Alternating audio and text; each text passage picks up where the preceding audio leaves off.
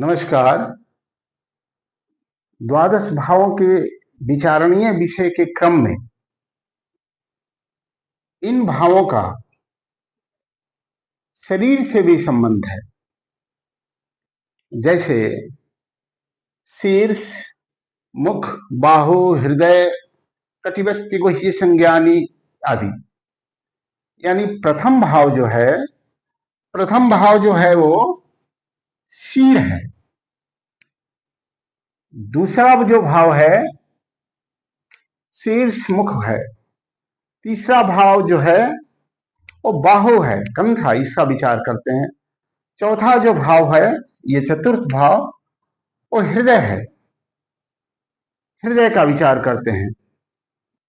पंचम भाव जो है वो उदर है, पेट का विचार। पेट संबंधी रोग बहुत से लोगों को ग्रसित किए हुए रहता है।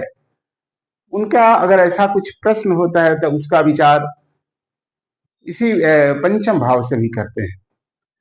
छठा भाव जो किस प्रकार का रोग होगा उसका भी विचार करते हैं। सातवां भाव जो है वो व्यक्ति का जो प्राइवेट पार्ट है उसका विचार करते हैं कि वहां से रोग आदि हुआ कि नहीं। अष्टम भाव भी उसी से संबंधित है। नवम भाव जो है वो जंघे उंघे का विचार किया जाता है कि पैर की क्या स्थिति रहेगी। दसम भाव घुटना का है। बहुत से लोगों को घुटना का दर्द है जो ठीक नहीं होता है, अपना वो ढोते रहते हैं पूरी जिंदगी, तो वो भी दसम भाव है।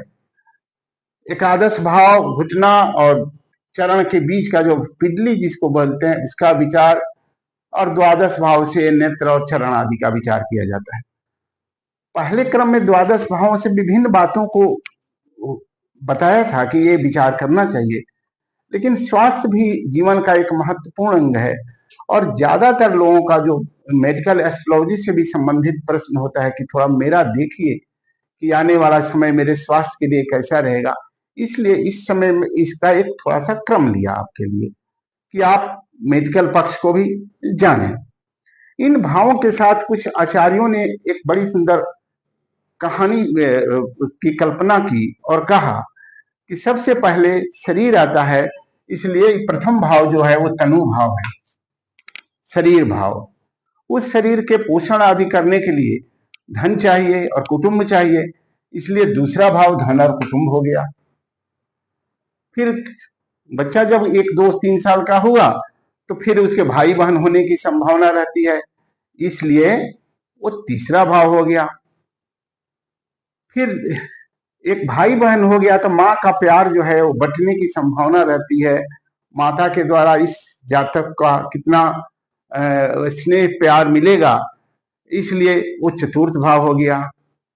जातक जैसे कुछ बड़ा हुआ, 4 6 साल का हुआ, तो स्कूल जाने के क्रम में रहेगा, तो इसलिए वो पंचम भाव जो है वो विद्या बुद्धि का हो गया कि पढ़ेगा कि नहीं, कैसा पढ़ेगा, मानसिक रूप से ये तेज है कि नहीं।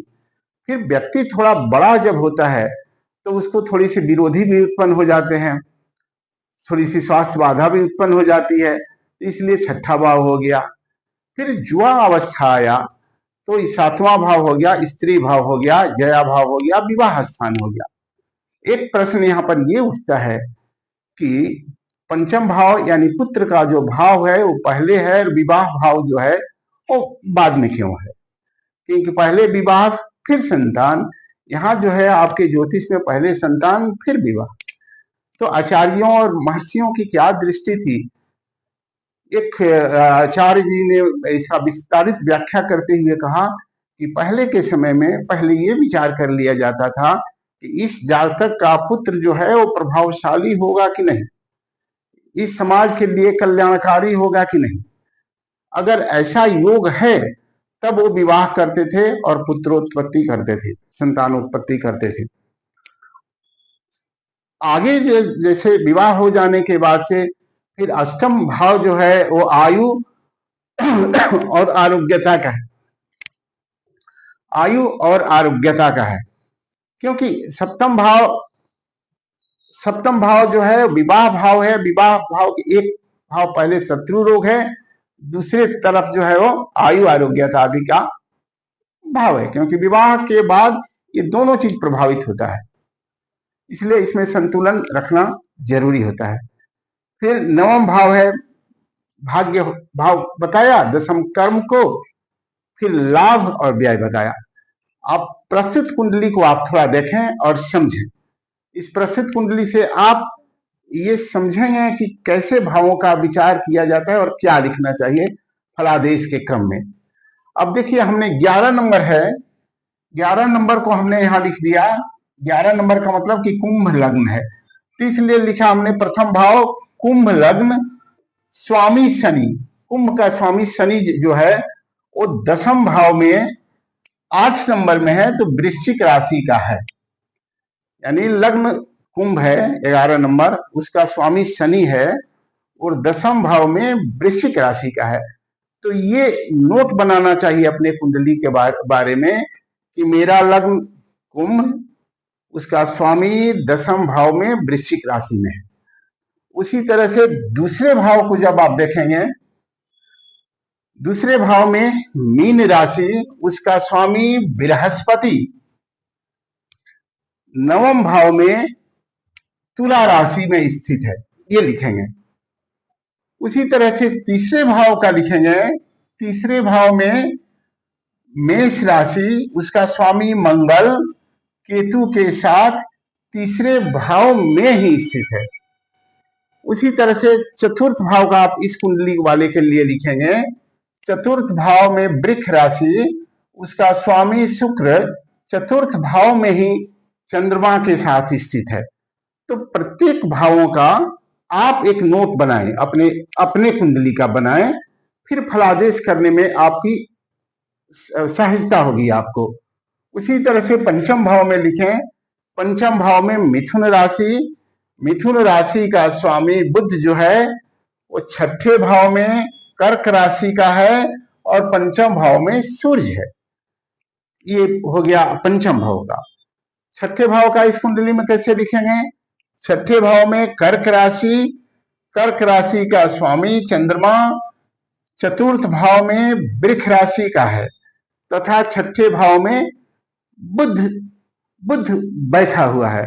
उसी तरह से सप्तम भाव में देखेंगे, सप्तम भाव में सिंह राशि है, उसका स्वामी सूर्य जो है वो पंचम भाव में मिथुन राशि का है।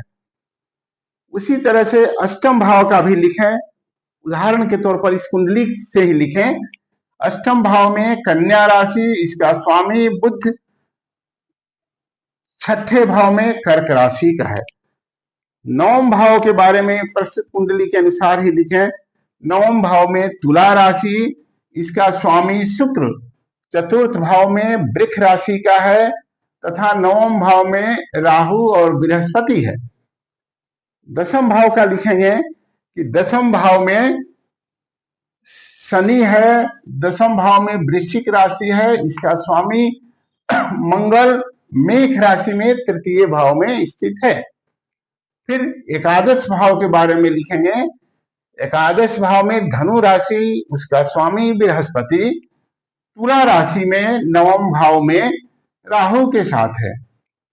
उसी तरह से द्वादश भाव में लिखेंगे, द्वादश भाव में मकर राशि, उसका स्वामी शनि, उसका स्वामी शनि जो है वो दसम भाव में वृश्चिक राशि का है। इस तरह से जब आप लिख लेंगे सभी राशियों का और ग्रहों का की स्थिति अपनी कुंडली के बारे में, फिर आपको फलादेश करने में सहजता होगी। और कैसे फलादेश का करेंगे इसके संबंध में हम आपको आगे के वीडियो में बताएंगे।